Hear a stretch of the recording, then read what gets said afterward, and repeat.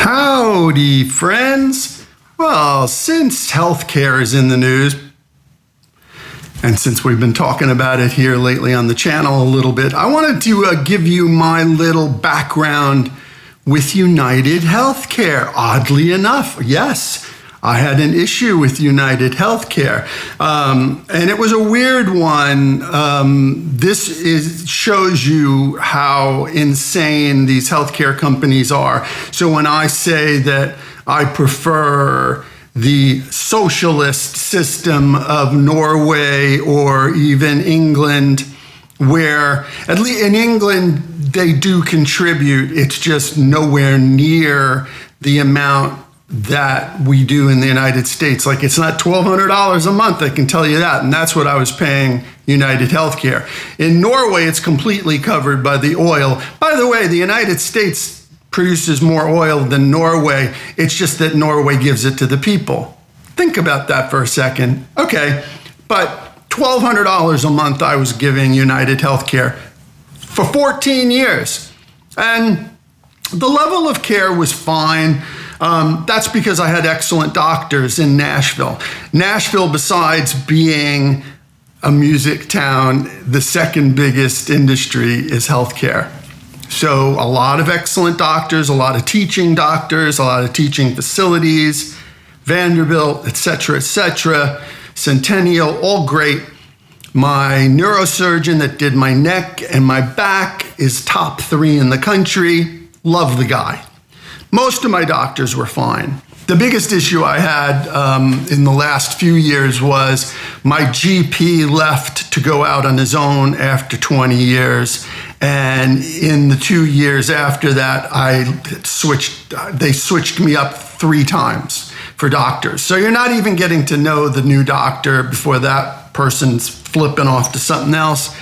But they were okay. So my care was fine. Fine, not great, fine.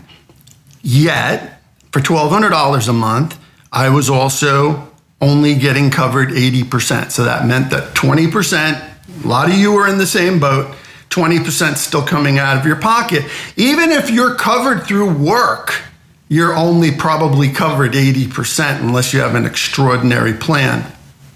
Okay, but that's fine. I could deal with that. About a year ago, United Healthcare, I love this. After being with them for 14 years, and by the way, the level of care and the amount of hassles with claims and the difficulty with which to get approval for things has gone up exponentially in those 14 years so that they could give more profits to their shareholders. Obviously, because it used to be way better to be part of United Healthcare, and United Healthcare was never the best by far, right? Like Blue Cross Blue Shield was really good, but then we got switched to United Healthcare. Okay. A year ago, I suddenly start getting bills in the mail from all of my healthcare providers, and those bills are going back a year and a half. And I'm like, what is this for? That procedure was 18 months ago. Why am I getting a bill for it now? That was long covered. And, and I stay on top of this stuff. So I just ignored it at first. But then more and more, I started getting these bills for old procedures. And then I was getting approved for new procedures, like for my yearly physical. I would get approved, and I would get approved for pulmonary tests and blood tests and everything that were part of that physical. Everything was approved, and then 3 months later, I'd get a bill for it for $3,300. Anyway, to make a long story short, it turned out that United Healthcare just decided that 18 months ago, I should have been on Medicare. Now, I was not eligible for Medicare, but they decided I should be on Medicare, even though I couldn't get Medicare. You follow me here? This is like insane. So we called them up and said, well, what's the deal? And they said, well, if you read the fine print, This is what I love about America, the fine print. If you read the fine print, I don't think any place else would put up with this. It says that we can kick you off at any time and retroactively kick back those bills that we've already paid. So they wanted the money back from the doctors. The doctors, I guess, were obliged to give them the money.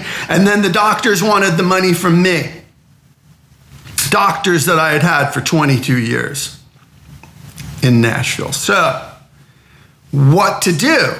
So we're like, wait a minute. What do you mean the fine print? They're like, oh yeah, if you look down at the bottom of this contract, we could do this. And I said, okay, fine.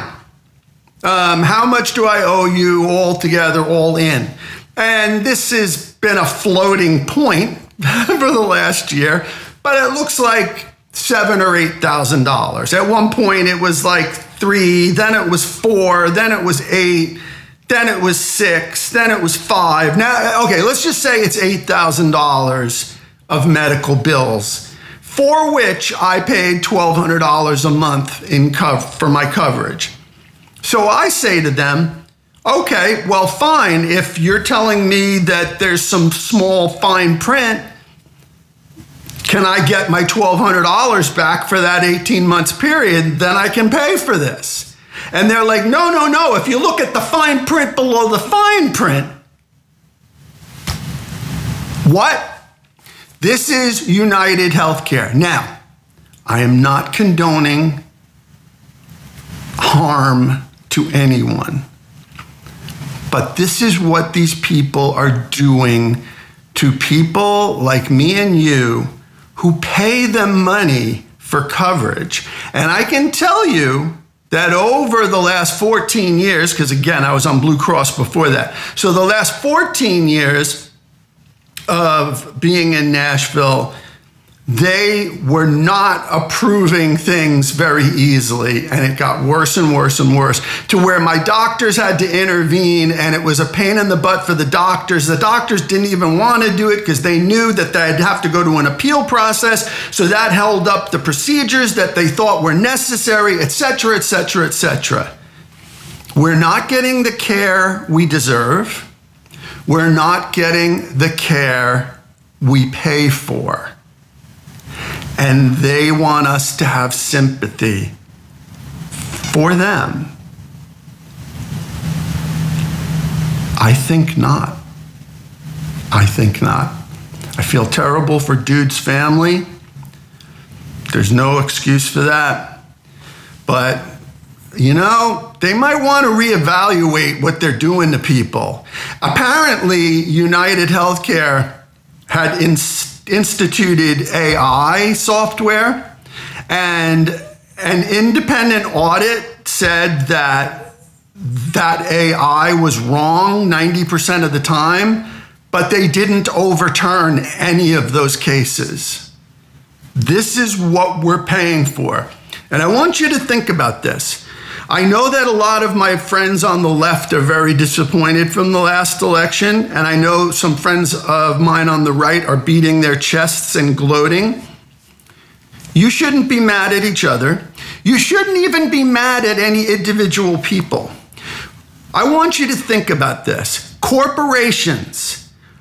Joe Biden wasn't the one who doubled your groceries in the last 4 years. That was corporations. I remember when the pandemic started, I said to my wife, I'm like, yeah, these prices are never going back down, because as long as people will pay for something, they're never going to go back, because corporations are making profits. And corporations pay for politicians. Corporations pay for policies. They pay for lobbying. I come from Oyster Bay, New York, home of Teddy Roosevelt, the original corporate buster. So even though my family were Republicans, they were Teddy Roosevelt Republicans. They would not be considered Republicans today, but they damn sure were not for supporting corporations and letting them run amok on America. Teddy Roosevelt saw this, back in the early 1900s, and he tried to do something about it, and he did for a short period of time. Corporations have run amok. Don't be mad at each other. Don't be mad at this person or this pundit or that pundit. No. Vent your anger, point it towards corporations who are just bleeding America dry.